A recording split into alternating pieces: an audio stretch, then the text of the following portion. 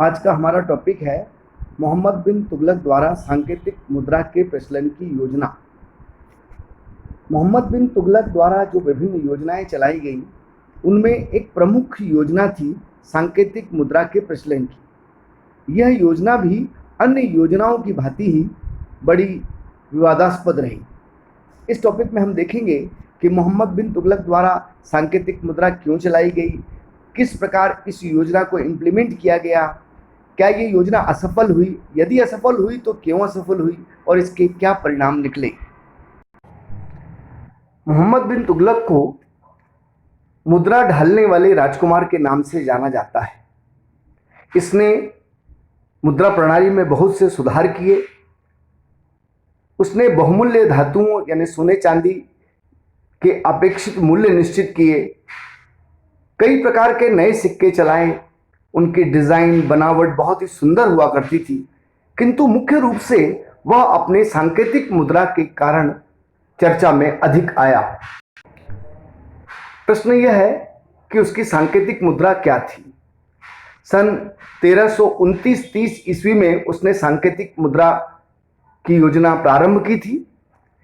सांकेतिक मुद्रा के तहत उसने सोने और चांदी के सिक्कों के स्थान पर तांबे, पीतल या कांसे के सिक्के चलाए। इन तांबे, पीतल या कांसे के सिक्कों का मूल्य सोने एवं चांदी के सिक्कों के मूल्य के बराबर रखा। कुछ इतिहासकार कहते हैं कि उसने तांबे और कांसे के सिक्के चलाए, कुछ इतिहासकार कहते हैं कि तांबे और पीतल के सिक्के चलाए, किंतु यह निश्चित है कि उसने सोने एवं चांदी के सिक्कों के बराबर के मूल्य के तांबे, कांसे या पीतल के सिक्के चलाए। मोहम्मद बिन तुगलक को सांकेतिक मुद्रा चलाने की आवश्यकता क्यों पड़ी, इसके बारे में विभिन्न विद्वानों के विभिन्न मत हैं। सबसे पहला तो उस समय राजकोष रिक्त हो चुका था। वह रिक्त राजकोष को किसी प्रकार भी भरना चाहता था, इसलिए उसने सांकेतिक मुद्रा चालू की। दूसरा, उसने जो दोआब में कर वृद्धि की थी उसके कारण भी उसे बहुत सी मुश्किलों का सामना करना पड़ा। दोआब में जब कर वृद्धि की उसी समय दोआब में अकाल आ गया था और जिस कारण उसको दोआब में कर वृद्धि की योजना को भी वापस लेना पड़ा और उसे बहुत नुकसान हुआ। तो दोआब का क्षेत्र राज्य की आय का प्रमुख स्रोत था।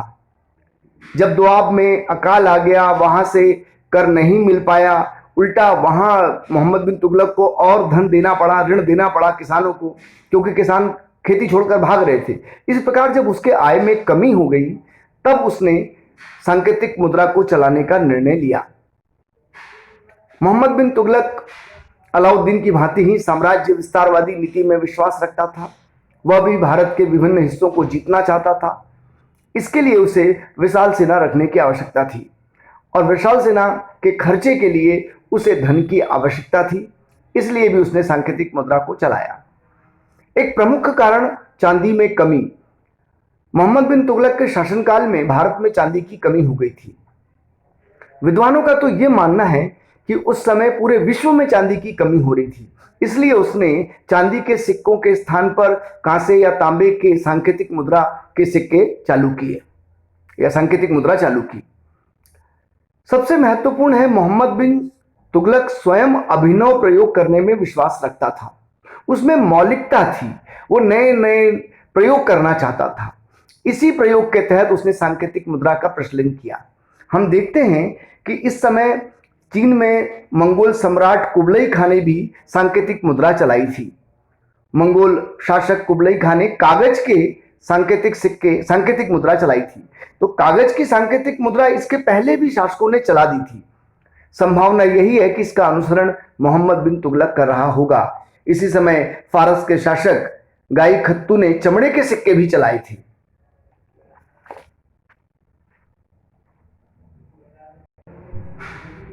मोहम्मद बिन तुगलक ने सोने एवं चांदी के सिक्कों के स्थान पर जो नई सांकेतिक मुद्रा चालू की, उस सांकेतिक मुद्रा को उसने कानूनी घोषित कर दिया।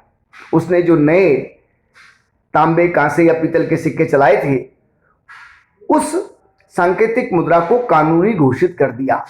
लोगों को यह आदेश दिया गया कि लोग अपने लेन देन में सांकेतिक मुद्रा का ही प्रयोग करें। व्यापारियों को भी आदेश दिया कि वो लेन देन में सांकेतिक मुद्रा का प्रयोग करें।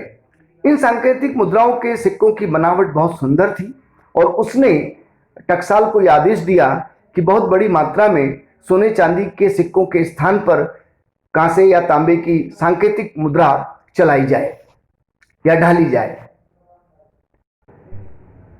मोहम्मद बिन तुगलक की योजना नई थी, किंतु मोहम्मद बिन तुगलक इसमें असफल रहा। उसकी सांकेतिक मुद्रा की योजना असफल रही। उसने लोगों को सांकेतिक मुद्रा वापस करने और राजकोष से या सरकार से वापस सोने चांदी की मुद्रा लेने के लिए आदेश दिए। उसने अधिकारियों से कहा कि जो लोग सांकेतिक मुद्रा को वापस करना चाहते हैं उनको सांकेतिक मुद्रा के स्थान पर पुराने सोने चांदी के सिक्के उसके मूल्य के अनुसार लौटा दिए जाएं। अब प्रश्न उठता है कि इसकी सांकेतिक मुद्रा की योजना असफल क्यों हुई। इसका सबसे महत्वपूर्ण कारण था मोहम्मद बिन तुगलक का टकसाल पर एकाधिकार नहीं था। उसने जिन टकसालों पर सिक्के ढालने के आदेश दिए थे उन टकसालों पर राज्य का एकाधिकार नहीं था। लोग नकली सिक्के ढालने लगे, यहां तक कि लोगों ने अपने घर में ही सिक्के ढालना शुरू कर दिए और हूबहू वैसे ही सिक्के ढालना शुरू कर दिए जैसे राज के टकसाल में ढलते थे। इस बारे में जियाउद्दीन बर्नी ने बहुत विस्तृत वर्णन किया है। उसने हिंदुओं पर आरोप लगाया है कि प्रत्येक हिंदू का घर टकसाल बन गया और प्रांतों के निवासियों ने लाखों और करोड़ों तांबे के सिक्के बना डाले। जिस प्रकार बर्नी ने वर्णन किया है उससे स्पष्ट होता है कि उस समय जो सुनार थे वो अधिकांश हिंदू थे, उन्होंने नकली सिक्के डालना शुरू कर दिए थे। बर्नी लिखता है कि लोग उन्हीं में से राजस्व चुकाते, घोड़े, अस्त्र शस्त्र और सब प्रकार की सुंदर वस्तुएं खरीदते। बर्नी के कथन में अतिशयोक्ति निश्चित रही होगी, क्योंकि हिंदू ही नहीं कई मुस्लिम भी इस प्रकार के सिक्के ढालने का काम करते होंगे। लेकिन सबसे महत्वपूर्ण बात यह है कि जब उसने ये आदेश दिया कि इन सांकेतिक मुद्रा को लेन देन में प्रयोग में लाया जाए, तब व्यापारी या अन्य लोग जब लेन देन करते थे तो देते समय तो दूसरों को वो सांकेतिक मुद्रा देते थे, लेकिन लेते समय वे सोने चांदी के पुराने सिक्कों की मांग करते थे।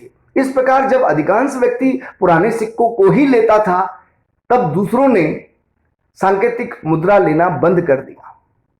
इसलिए भी मोहम्मद बिन तुगलक को सांकेतिक मुद्रा की योजना को वापस लेना पड़ा। वास्तविकता यह है कि जनता इस योजना को समझ नहीं पाई। मोहम्मद बिन तुगलक बहुत आगे की सोचने वाला था, वह प्रयोग करने वाला सुल्तान था। समय से आगे होने के कारण जनता इस सांकेतिक मुद्रा को समझ नहीं पाई। जनता के लिए सोने का अर्थ सोना और चांदी के सिक्के का अर्थ भी चांदी ही था। वो सांकेतिक मुद्रा को समझ नहीं पा रही थी। और सबसे इंपॉर्टेंट बात, मोहम्मद बिन तुगलक में धैर्य की कमी थी। जब उसकी कोई भी योजना असफल होने लगती थी तो वो धैर्य नहीं रखता था, उसमें सुधार कर थोड़ा समय और नहीं देता था, बल्कि उस योजना को वापस लेने का प्रयास करता था। ऐसा उसने राजधानी परिवर्तन में भी किया था और ऐसा इसने सांकेतिक मुद्रा के प्रचलन के समय भी किया। जब उसे लगने लगा कि यह योजना फेल हो रही है तो बजाय दृढ़ता से उसको लागू करने के, उसमें सुधार करने के, टकसाल पर नियंत्रण रखने के, मोहम्मद बिन तुगलक ने उस योजना को वापस ले लिया। एक और कारण था सांकेतिक मुद्रा के असफल होने का कि उसके अधिकारी और कर्मचारियों की अयोग्यता ने भी सांकेतिक मुद्रा के प्रचलन को असफल बना दिया।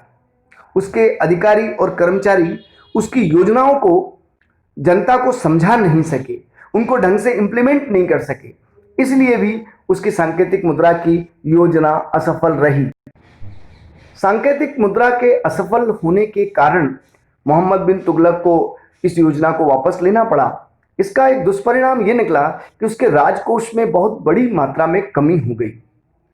दूसरा, इससे व्यापार को भी आघात लगा।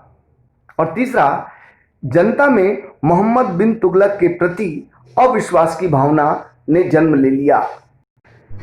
मोहम्मद बिन तुगलक की सांकेतिक मुद्रा की योजना का विश्लेषण करें तो जैसा इतिहासकार मानते हैं कि इसने सांकेतिक मुद्रा की योजना इसलिए चलाई क्योंकि राजकोष में कमी थी।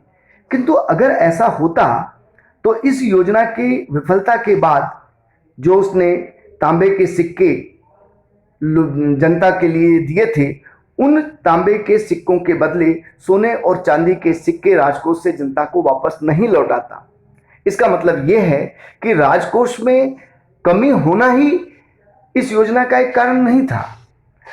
अच्छा, दूसरी बात यह है कि इसके जो परिणाम निकले उसके बारे में अगर बात हम करें तो जाली जो सिक्के हैं या जो नकली सिक्के ढालने का काम कर रहे थे लोग, उस पर वो नियंत्रण नहीं रख पाया। वह अपनी टकसाल में ऐसे सिक्के नहीं बनवा पाया जिसकी नकल दूसरे लोग न कर सके, और अगर नकली सिक्के बन भी रहे थे तो उसके रोकने के उसने कारगर उपाय नहीं किए। उसके अधिकारियों और कर्मचारियों ने इसके प्रति दृढ़ नीति नहीं अपनाई। वो जनता को सांकेतिक मुद्रा का महत्व भी नहीं समझा पाए।